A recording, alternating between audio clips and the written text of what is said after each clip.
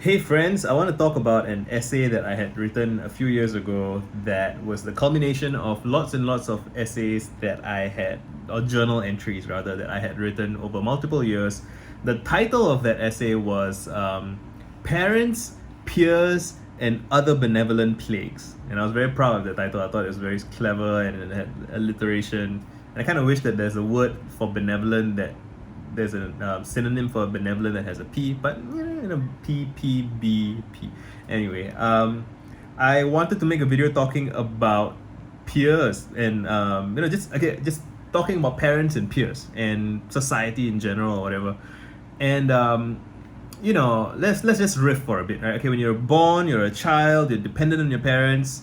And I saw a tweet from a friend who's a mom recently, and she said something like, most parents don't begin to have any sort of adversarial relationship with their kids until about 18 months. So I mean, I don't know, I'm not a parent, but and I may have done some reading, but I no skin in the game, I don't really know for sure. But I read some stuff about how it makes sense, right? That there comes, and there's like the phrase the terrible twos or whatever, right? Like when a child begins to exercise its independence, his or her, their independence, their sovereignty. Sovereignty is a word that I want to come back to a lot, and maybe I'll make a separate video about that. But there comes a point where kids start saying no, and then they start arguing with their parents.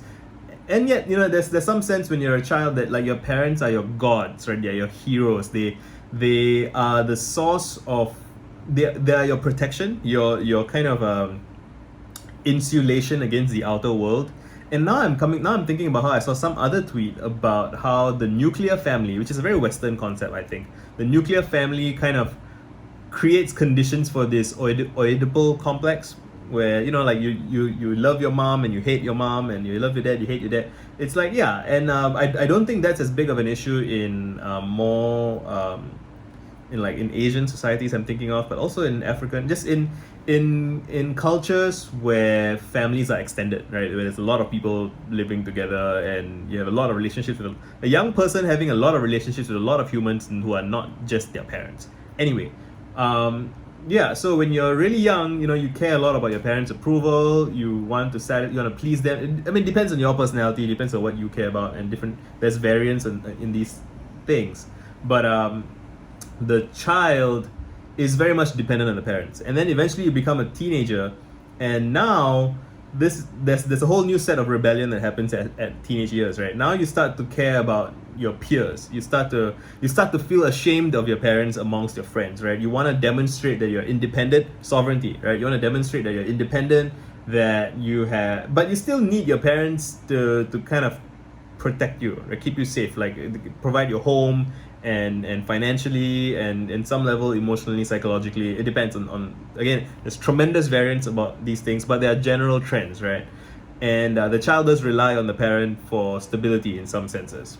And there's all these ideas that the child will push the parent and test the parent. And again, different people have different positions and arguments about how exactly it is and how it's supposed to be, and every relationship is different, every child is different, every parent is different.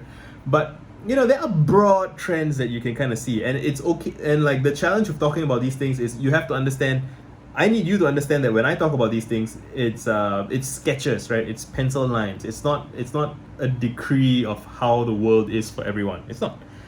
But if we can't talk about anything, because every time we talk about something we're obliged to caveat for everything, then we never have any conversations and we never learn anything at all. So we have to make imperfect utterances, and we have to give each other the room to error correct and be imperfect. And I wanted to talk about how peers can be oppressive, right? Which is something that it's a thing that I feel like my nephew, I have two nephews and one niece. My older nephew, he is now about 14 years old. He's kind of on the cusp of wanting to be independent, hang out with his friends, care about things with his friends that his parents don't care about. And I'm kind of in this. I'm not super involved, but I'm kind of an uncle. I am an uncle, and I'm kind of eager to be more involved in his life as he navigates that space, right? Which is like, I'm not a child anymore. I'm not like a mama's boy. I want to take risks. I want to I care about girls or whatever, sports. I just want to explore and what's the word? Express myself. It's another word other than express. It's sort of you create yourself through your decisions, right? You express yourself, yeah. You author yourself. You construct yourself. Again, all the metaphors we use are imperfect, and each metaphor is loaded in some way that has implications that are not necessarily desirable, but can be useful in like a sort of surprise association way. And I just want to reflect on the fact that when you're a child, think of the classic story of like how teenagers fall into bad company. And like imagine, like, there's a cliche of like the goody girl who ends up dating this rebellious bad boy, and the parents are like, no, you shouldn't date such a terrible boy, and she's like, fuck you, dad, I can do whatever I want, it's my body, my life, when do I get to make my decisions? And kids will want to make bad decisions, not because they want to make bad decisions, but because they want ownership of their own decisions, which is a thing that kids should have. Kids should develop. You would, as a parent, you do want your child to develop autonomy, right?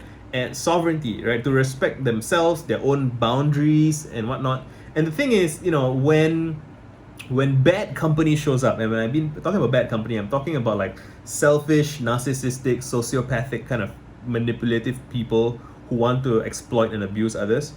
And they again, I'm not saying that everybody with tattoos and motorbikes and like drinking and all those things, I'm not saying all of those people are bad people. Some of them are the loveliest people on the planet. But like when someone from outside the home and outside that structure appeals to the child, the young person, the teenager, they always appeal to the kid's independence. They're always like, why do you care what your parents think? What do you want? Why don't you come and hang out with me? Why don't you come in? And they will, why don't you have a cigarette? You can, it's your life. Why don't you? And it's very flattering when you're a child, you're a teenager or whatever. And up until that point, all of your interactions with your parents and your teachers and all that is nobody gives a shit about your independence, right? And because they don't get to enjoy the pleasures of your independence, and they are mostly saddled with the costs of your failures and mistakes, and so they want to protect you, and they will be kind of overprotective sometimes. It depends on the parents, but like and often there's this narrative of the child goes off and hangs out with the gang or whatever, and then they discover that the gang has a mind of its own. The gang, it might be the leader who is kind of instigating things and asking people to go and shoplift and do crazy shit or whatever because they like the drama and control and power, right? Like some Regina George type situation. Or sometimes there is no one specific ringleader, but just the group mind, right? Groups of guys especially have this, I think, where when the group of guys is together, they behave in ways that individually none of them would, because the group allows them to sublimate responsibility. No one guy is responsible for the dumb shit that a group of guys does together. And so there is that thing that happens, right, where people behave in a more crazy way. And then when some bad shit happens, the group disperses, right? So if you get in trouble, and this is like a common motif in like I'm thinking of like Singaporean movies about gangs and stuff, like when the police shows up, it's every man for himself, everyone runs, and if you fall, no one's gonna stay back and save you, and then you realize, oh shit, your parents were right and whatnot.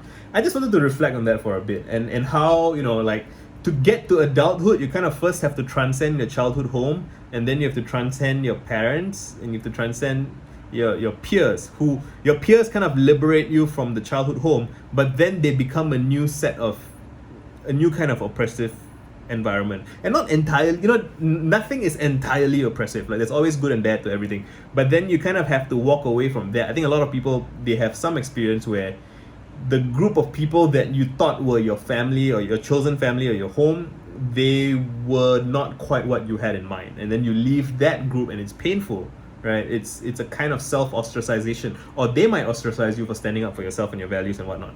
And I have an entire draft of a novel that I wrote about this, about my experiences in Singapore's music scene in the early 2000s, and like my friends and bandmates, and having, it's like I could make maybe I'll make a whole separate video about what my book is about. But I'm not gonna. I want to keep my videos to about 10 minutes. So done.